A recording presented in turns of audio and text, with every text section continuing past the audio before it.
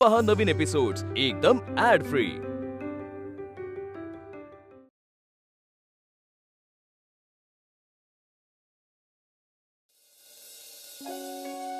तुम्ही भेटायला आलात, फार बरं वाटलं।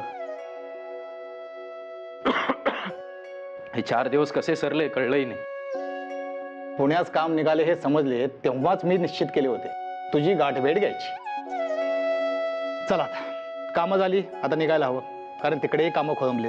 मला नेहमीच तुमचा आधार वाटत आलाय मामा। यथाशक्ती जमलं ते केलं, अजूनही काही करता आलं असतं तर खूप आनंद झाला असता। हो असं म्हणू नका, तुम्ही आजपर्यंत माझ्यासाठी जे काही केलंय त्यासाठी धन्यवाद म्हणायलाही शब्द अपुरे आहेत माझ्याकडे। त्या कोर्टाच्या कामासाठी तुम्ही 2000 रुपयाची मदत पाठवलीत आणि मला कल्पना आहे ती तुम्ही कर्ज म्हणून घेतली असणार कुठून तरी। ती अद्याप मी परत फेडू शकलो नाहीये।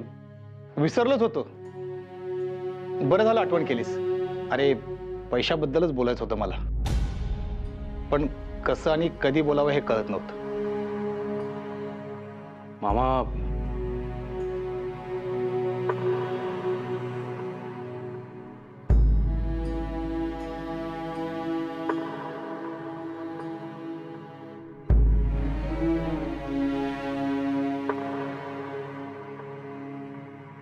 ठीक आहे,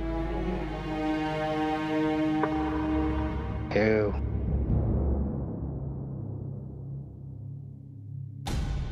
मामा हे काय?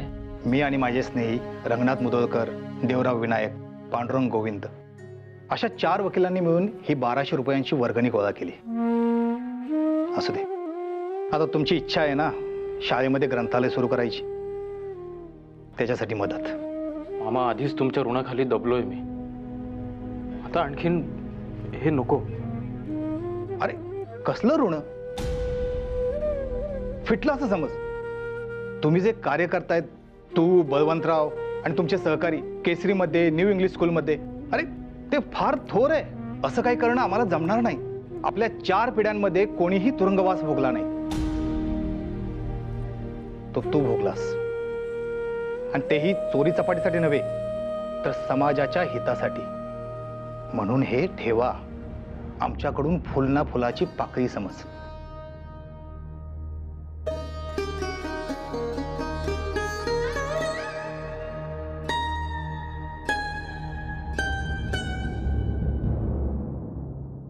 शाळेच्या स्थापनेवेळी इंग्रज सरकारच्या कागदपत्रांचा हे टपाल आलंय। टपाल? सरकारी शिक्का? अरे बापरे, खटला मिटला। नवं कुठलं संकट उद्भवलं नसलं म्हणजे मिळवली। आपण महाविद्यालयासाठी परवानगी मागितली होती, त्या प्रस्तावाला नकार आला का काय? का अजून एखादं समन्स? आपटे, हे सतत असं घाबरून कसं चालेल हो? पत्रकारितेच्या क्षेत्रात आहोत ना आपण, वाघाचं काळीज घेऊन राहायला हवं। हे सतत असं सशासारखे भेदरलेले राहिला तर काय होईल? तो लिफाफा उघडा आधी, काय लिहिलंय वाचा।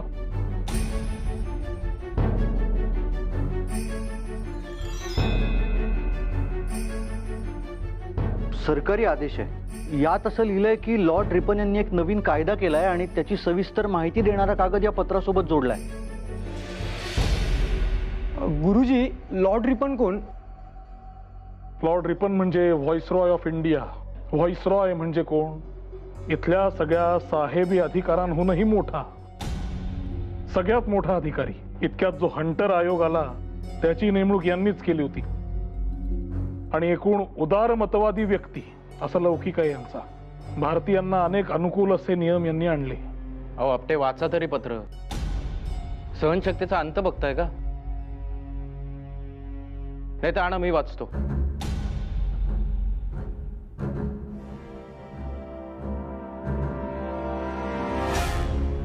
अहो इथं आनंदाची बातमी आहे, आधीच्या व्हॉइसरॉयनी लागू केलेला व्हर्नाक्युलर प्रेस ऍक्ट या रिपन साहेबांनी रद्द केलाय।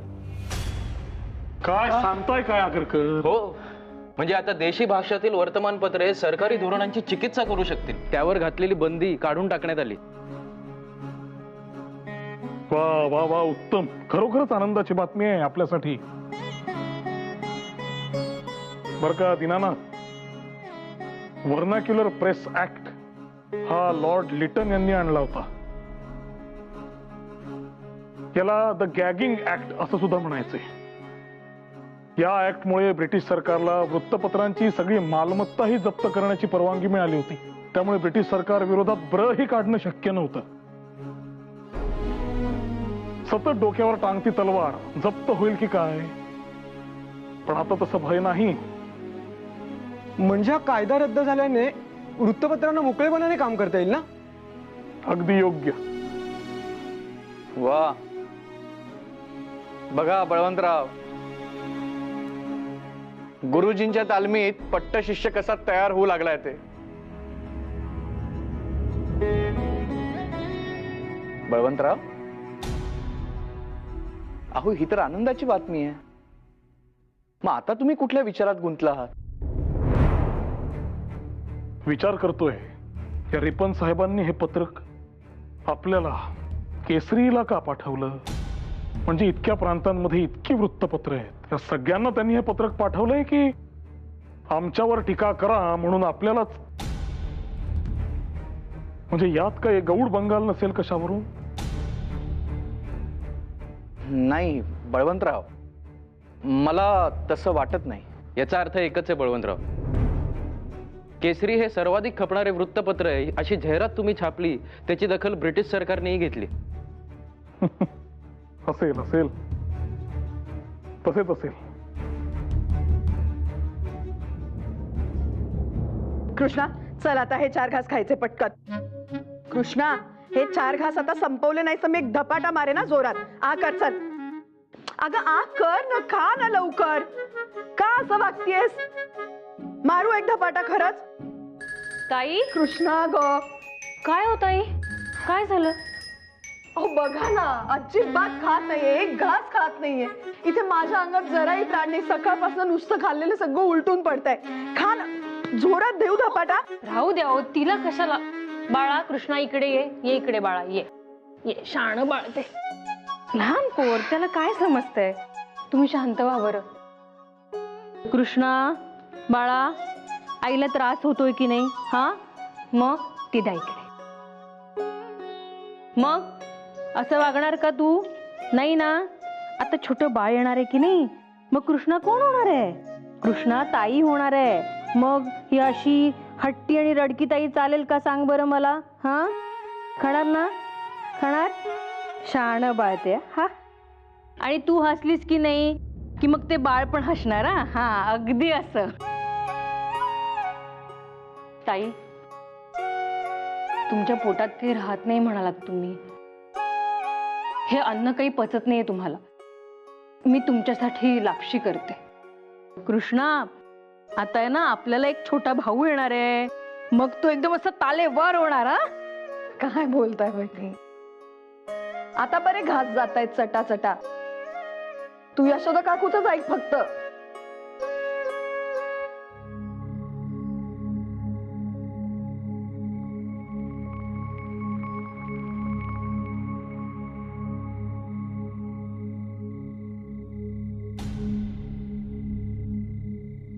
दादांना म्हणावं जरा आमच्याशी बोला.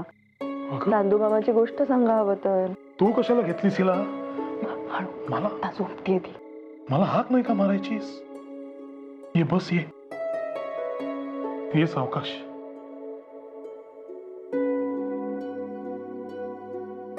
हाक मारायचीस ग.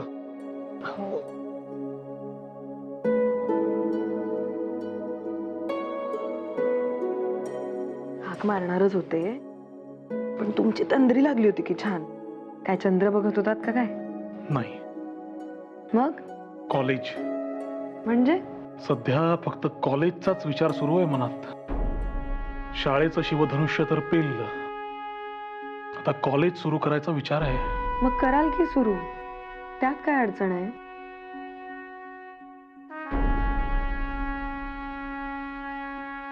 तू हे असं बोलतेस ना, तेव्हा खरोखर वाटतं आयुष्य किती सोपं आहे.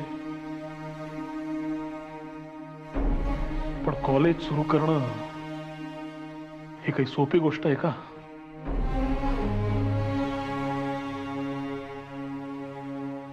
शाळा सुरू केली तेव्हा राष्ट्रीय शिक्षणाचा प्रसार करायचा होता म्हणून ग्रांट घेतली नाही सरकारकडून.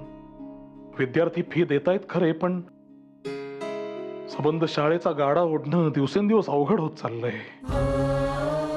शिक्षक समजूतदार आहेत म्हणून बरं, आमची कळकळ जाणून कमी पगारावर काम करतायत. मग चिंता कसली आता? चिंता कसली काय? महाविद्यालय हे सरकारी ग्रँट शिवाय सुरू होणं शक्यच नाही. शिवाय लायब्ररी म्हणजे ग्रंथालय सुरू करण्याचा विचार आहे. प्रयोगशाळा उभी करण्याचाही प्रस्ताव आहेच समोर. मुलांना विशेष प्रशिक्षण हवं असेल तर त्यासाठी तरतुदी करायच्या आहेत. आता ह्या सगळ्या अडथळ्यांना सामोरं जाऊन महाविद्यालय उभं करणं काही सोपी गोष्ट नव्हे. पण मग एखाद्या संस्थानाकडून मदत नाही का घेता येणार? संस्थानांची अवस्था पाहतेस ना आता. त्याच पायी तर शिक्षा भोगून आलोय. आता आम्हाला मदत करून पुन्हा सरकारी रोष कोण पत्करून घेईल? छे.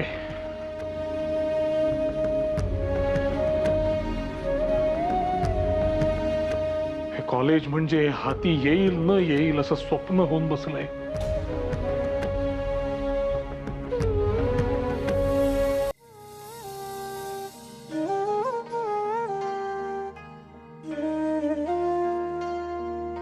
चंद्र पाहिला? हे काय मध्येच? ते माझ्या डोक्यात काय विचार चाललेत? तू काय बोलतीयस? बघा तरी, ते सुरेख दिसतोय नाही? टप्पोरा, चमकदार, एखादं सुंदर स्वप्न असावं तसा. हा, त्या चंद्रावरही कधी कधी ढग येतात, कधी त्याच्या कलेनुसार तो लहान मोठा होतो, कधी अगदी अमावास्या येते. पण या सगळ्यातून अखेरीस पौर्णिमाही येतेच आणि टप्पोरा चंद्र पुन्हा एकदा नव्या उमेदीने आकाशात झळकतो, कुठल्याही अंधाराची रात्रीची तमा न बाळगता. तुमच्या स्वप्नाचंही तसंच झालंय, चंद्रासारखं. आशा निराशेच्या ढगांमध्ये स्वप्नांची लपाछुपी चालली आहे. एकदा का ते ढग सरले ना, म्हणजे मग बघा स्वप्नपूर्तीचा चंद्र कसा लख्ख स्पष्ट दिसायला लागतो. ते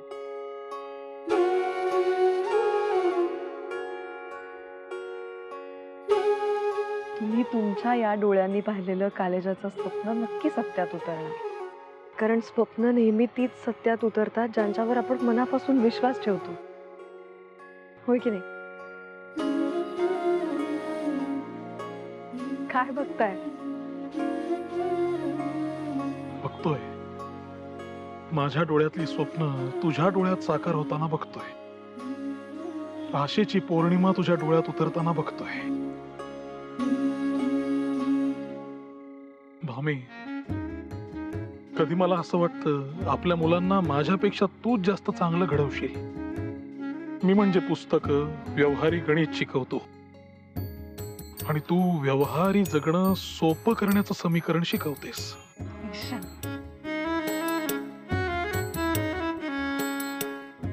भामी, तुझ्या या लाजण्यापुढे हा चंद्र फिका पडतो बरं.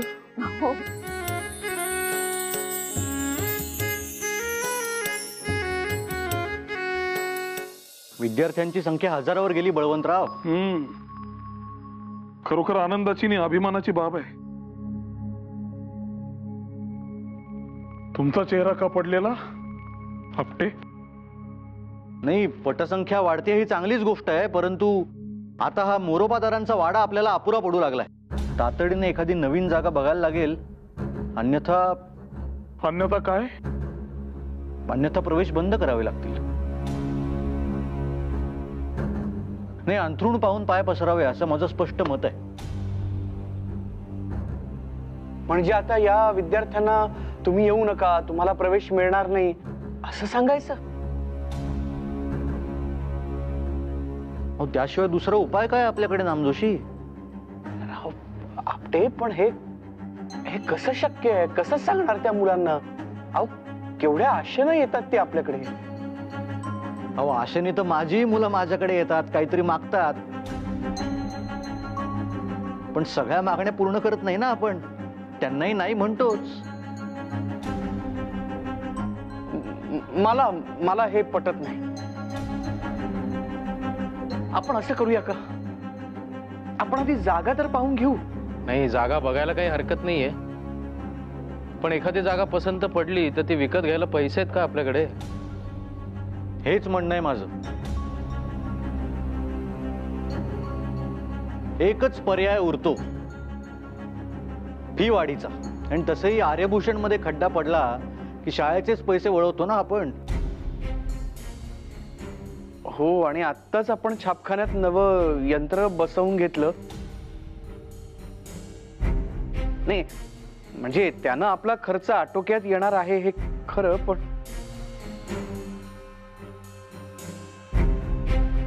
बळवंतराव,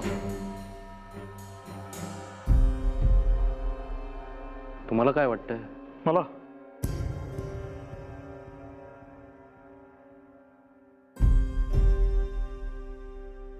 नामदोषींच्या मताशी सहमत आहे मी. अहो बळवंतराव, काय बोलतात आपण? हे साहस झेपणार आहे का आपल्याला? का नाही झेपणार? जागा मिळवण्यासाठी प्रयत्न तरी करायला हवा. आणि जर आपल्याला नाहीच झेपलं, शक्य नाहीच झालं आपल्याच्याने, तर प्रवेश बंद करण्याचा अखेरचा पर्याय आहेच आपल्याकडे. प्रयत्न तरी करून बघायला हवा की नाही आपटे? क्षमा करा, पण मी काही बोलू का? बोल. माझ्या बघण्यात आहे एक जागा. कोणती? गद्रेवाड्याची. ती मिळू शकेल, पण त्यासाठी थोरल्या गद्रेंना भेटायला जावं लागेल. कुठे? सातारा.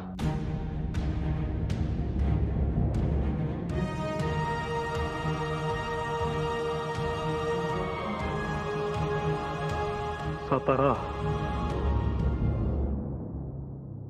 मग काय झालं त्यात? जा की. अगं पण तुला इथे अशा अवस्थेत सोडून. अशा म्हणजे? आणि मी काय पहिलट करेन आहे का आता? जा तुम्ही, खरंच. मला पटतंय तुझं म्हणणं, पण अजून आहेत का पण परंतु? मला सांगा, इथं राहून तरी काय करणार आहात तुम्ही? अगं मी इथे थांबलो तर माझी मदतच नाही का होणार तुला? मदत? ह्याची जरा घडी घालता का? मी? हा.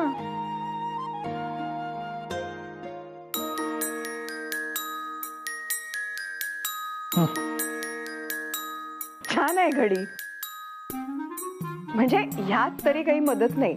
बरं मला सांगा, तुम्हाला स्वयंपाक पाणी येतं? फारसं बरं नाही. बर. मग झाडलोट, केरवारे, निवडणं टिपणं? अगं मग कृष्णीचं करणं, सडा सारवण हे तरी येईलच नाही का? पण हे प्रश्न कशात विचारतेस आत्ता? या प्रश्नांचा आणि माझ्या साताऱ्याला जाण्याचा काय संबंध आहे? अहो तुम्हीच नाही का म्हणालात की तुम्ही इथं राहिलात की मला मदत होईल म्हणून? आता विचारलेली कुठलीही कामं तर तुम्हाला जमत नाहीत, मग कुठली मदत होणार आहे मला? बरं, इथं राहिलात तरी तुमचा पाय काही घरात ठरायचा नाही. तुम्ही जाणार आपले केसरीत नाहीतर शाळेत. म्हणजे ही सारी कामं मलाच करायला हवीत की नाही? त्यापेक्षा साताऱ्याचं काम उरकून घेतलेलं काय वाईट? असं म्हणतेस? अगदी. जा तुम्ही, खरंच. माझी नका काळजी करू. अहो काही लागलं तर इथे यशोदाबाईंनी आहेत की, आणि मी माझी भक्कम आहे. गोपाळ भाऊजींना सुद्धा घेऊन जाणार आहात सोबत? छे छे, गोपाळरावांचा दमा चांगलाच बळावलाय. त्यांना मीच म्हटलंय तुम्ही इथेच थांबा म्हणून. म्हणजे काही धावपळ करावी लागलीच तर भाऊजी आहेतच की वाड्यात. मग कसली चिंता. खुशाल जा तुम्ही, खरंच. बर, तू म्हणशील तसं. सातारकर गद्रेंचा वाडा छोटा पडेल की काय असं वाटतं. शेजारी होळकर वाडा पण आहे, तिथेही पत्र पाठवून बघू. थांबा बळवंतराव, सातारकर गद्रे काय म्हणाले? काय घडलं साताऱ्यात? सातारकर गद्रेंनी होकार तर दिलाय, पण त्यांचा वाडा भाऊबंदकीत अडकलाय. इतर बंधूंकडून होकार मिळवला तर काही म्हणणं नाही असं म्हणाले. मग आता आता काय, चला बडोद्यास. कुठे? बडोदा? अहो बळवंतराव, शेजारी वाटलं का तुम्हाला ते? जाऊन येऊन 2 आठवडे कुठेच नाहीत खात्रीनं. शिवाय बडोद्यातलं काम एका आठवड्यात संपलं तर ठीक, नाहीतर तो वेळ वेगळाच. आणि बळवंतराव, अहो घरी तुमच्या मंडळींचे दिवस भरत आलेत असं कळलंय. अशा नाजूक वेळी तुम्ही त्यांना सोडून बडोदा म्हणजे? तुम्ही म्हणताय ते बरोबर आहे. सत्यभामेची चिंता आहेच मनात.